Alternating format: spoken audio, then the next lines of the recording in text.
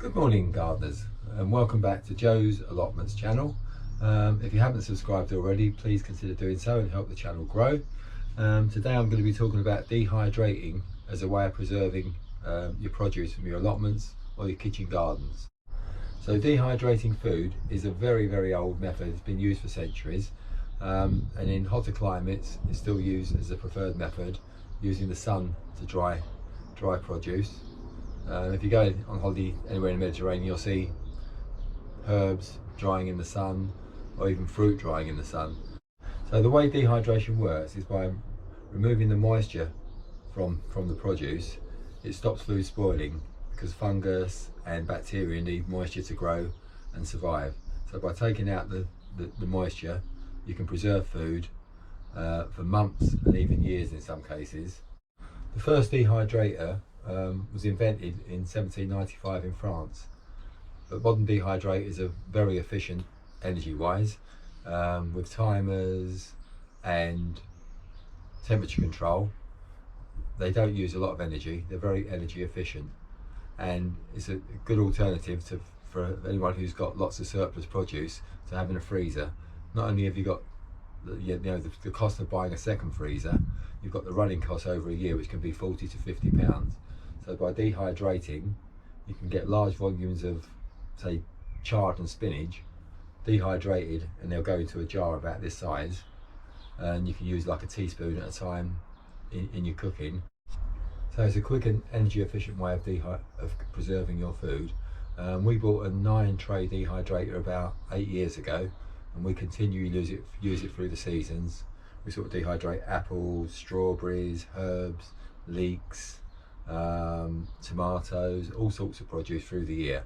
So we use it virtually every season of the year now. So if you want an easy way to preserve your surplus, consider buying a dehydrator. I looked on eBay this morning and they can range from like £30 up to £200, but then, as I said earlier, you need to consider that in comparison to buying maybe a second freezer. So today what we're going to do is dehydrate parsley. I put this parsley into the greenhouse around October last year, and it's starting to get a little bit tough now, but it's still good for dehydrating. So what we do is we put it up today and dehydrate it. It goes into the dehydrator about 95 degrees Fahrenheit, and it takes about an hour to do. So the first step is to pull up the plants.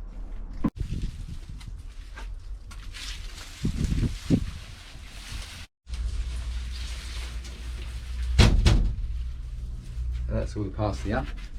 As you can see, nice big bunch. So the first step is I'll cut the roots off and take them indoors and wash them.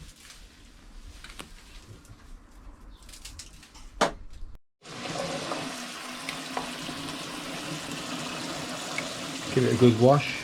And I'm pulling off the larger stalks because they don't dehydrate very well. I can go in the compost bin. So what we do is we give it a good wash, and then we put it in the spinner just to remove some of the water.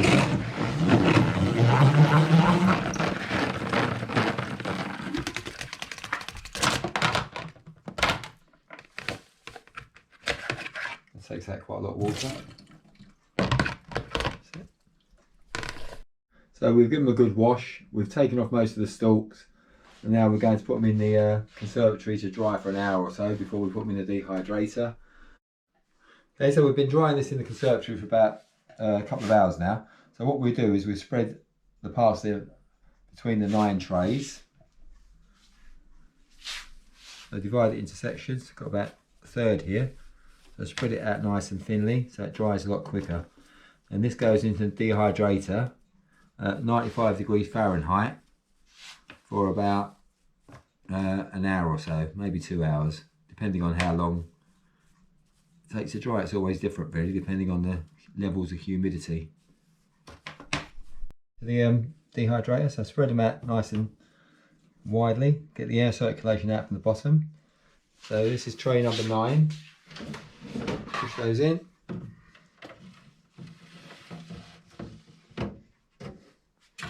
And put the top on, the door. It's set at 95, so we'll go for an hour and see how we go.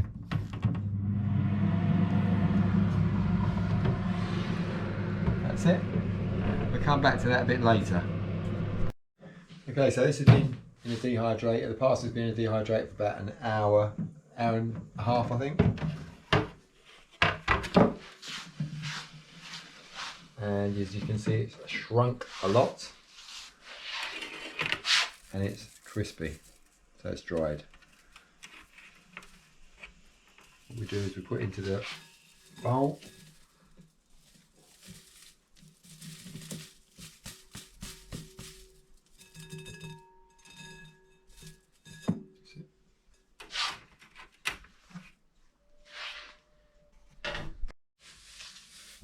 Just crush it up a little bit and put it into the jar.